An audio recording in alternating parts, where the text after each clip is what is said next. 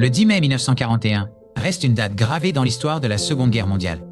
L'Europe était alors plongée dans les ténèbres d'un conflit dévastateur. Pourtant, un événement inattendu allait secouer les plus hautes sphères du pouvoir. Rudolf Hess, l'adjoint du Führer, préparait une mission secrète. Mais SS craignait une guerre sur deux fronts qui serait fatale à l'Allemagne. Il voulait désespérément négocier une paix avec la Grande-Bretagne. Son plan était audacieux et incroyablement risqué. Point. Il décida de s'envoler seul vers l'Écosse pour rencontrer le duc de Hamilton. Point. Hess pensait que le duc pourrait servir d'intermédiaire avec Churchill. Pour ce voyage périlleux, il choisit un avion très spécifique. C'était un Messerschmitt Bf 110, un chasseur lourd bimoteur. L'appareil avait été spécialement modifié pour augmenter son autonomie. Hess avait personnellement supervisé les préparatifs techniques. Il était un pilote accompli, passionné par l'aviation depuis la Première Guerre mondiale. Le jour du départ, les conditions météorologiques étaient loin d'être idéales. Il décolla d'Augsbourg-Onstetten en fin d'après-midi. Personne ne savait où il allait, pas même Hitler. Son objectif était d'atteindre Dangavel House, la résidence du duc. Le vol au-dessus de l'Allemagne se passa sans encombre. Il devait naviguer avec une précision extrême pour éviter les défenses aériennes. Survolant la mer du Nord, la solitude était totale. La nuit commençait à tomber, rendant la navigation plus difficile. Il volait à basse altitude pour échapper aux radars britanniques. Les stations radars britanniques détectèrent finalement un avion non identifié. Des chasseurs de la Royal Air Force furent envoyés pour l'intercepter. Hess eut de la chance et réussit à leur échapper dans l'obscurité. Il atteignit la côte écossaise vers 22 heures. Cependant, il avait du mal à localiser exactement Dangavel House. Le carburant commençait dangereusement à manquer. Il réalisa qu'il ne pourrait pas atterrir en toute sécurité. Il prit la décision cruciale de sauter en parachute. Il retourna l'avion pour faciliter son éjection. Sautant dans le vide, il abandonna son précieux appareil. L'avion s'écrasa peu après dans un champ près d'Eaglesham. Hess atterrit brutalement et se blessa à la cheville. Un fermier local, David McLean, fut le premier à le trouver. Hess se présenta sous le faux nom d'Alfred Hornpen.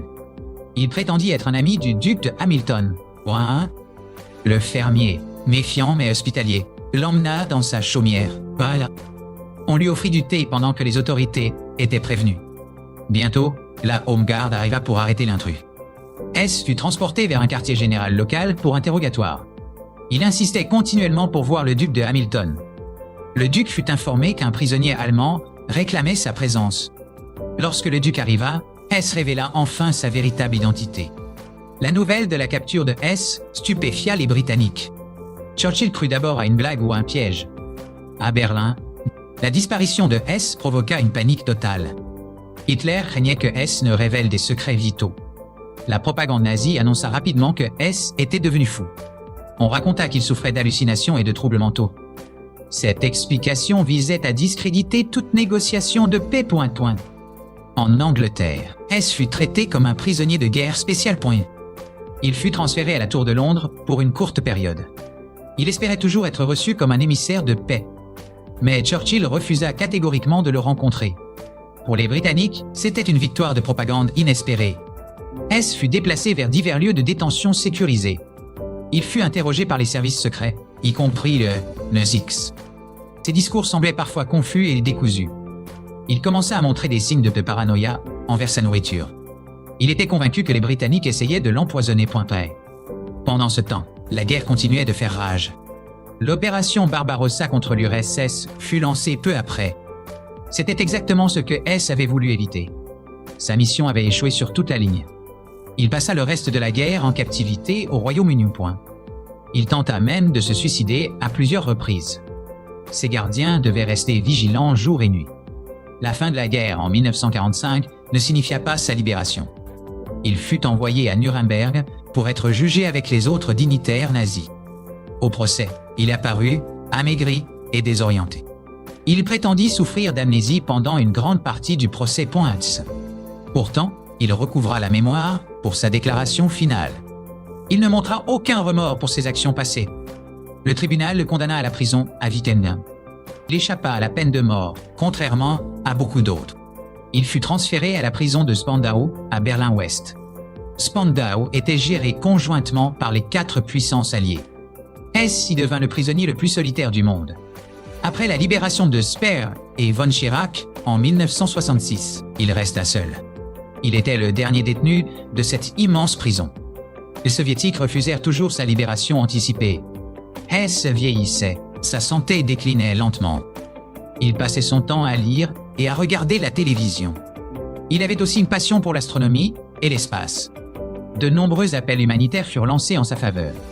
Mais la politique de la guerre froide bloquait tout progrès. Le mystère de son vol de 1941 continuait de fasciner. Certains théoriciens prétendaient que ce n'était pas le vrai Hess. La théorie du sosie persista pendant des décennies. Des examens médicaux furent même pratiqués pour vérifier. Finalement, il fut confirmé qu'il s'agissait bien de lui. Le 17 août 1987, l'histoire prit fin brutalement. Rudolf Hess fut retrouvé mort dans le pavillon de jardin de la prison.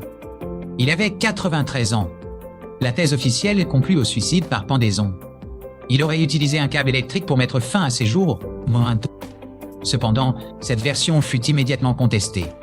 Sa famille affirma qu'il était trop faible pour se suicider ainsi. Il soupçonnait un assassinat déguisé. Certains pensaient que les Britanniques voulaient le faire taire.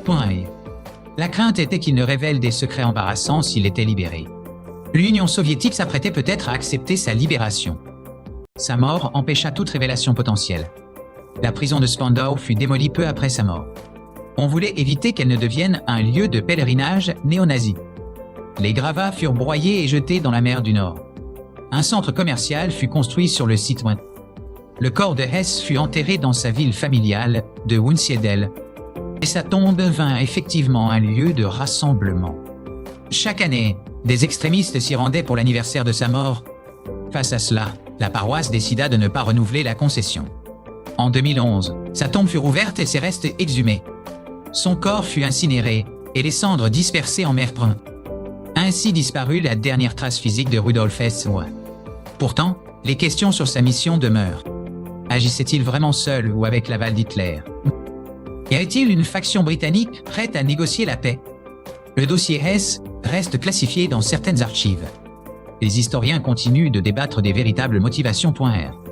Le vol de 1941 reste l'une des énigmes les plus étranges du conflit. Il symbolise la folie ou peut-être une lucidité désespérée. L'homme qui voulait arrêter la guerre finit par la perdre totalement. Son nom est à jamais lié à cette tentative solitaire. L'histoire a jugé ses actes, mais le mystère persiste. Le vol vers l'Écosse ne sera jamais complètement oublié. C'était un acte qui défiait toute logique militaire. Il montrait les fissures au sommet du Troisième Reich. Aujourd'hui, le champ où il s'écrasa est paisible. Il ne reste que peu de traces de cette nuit fatidique. Le souvenir de l'événement s'estompe avec les générations. Mais pour ceux qui étudient la guerre, c'est un cas unique. Un moment où le cours de l'histoire aurait pu changer. Si Hess avait réussi, le monde serait-il différent? C'est une question qui restera sans réponse. Le destin de Rudolf Hess fut tragique et solitaire. Il vécut plus de 40 ans derrière les barreaux. Il vit le monde changer depuis sa cellule, isolé. De la radio à la télévision couleur. Le temps passait. Sa mort marqua la fin définitive de l'ère nazie.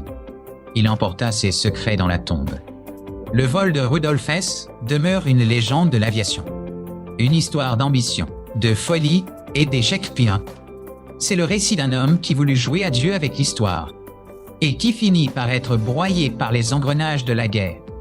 L'épopée se termine ici, dans le silence de l'oubli. Ainsi s'achève l'étrange voyage de l'adjoint du Führer.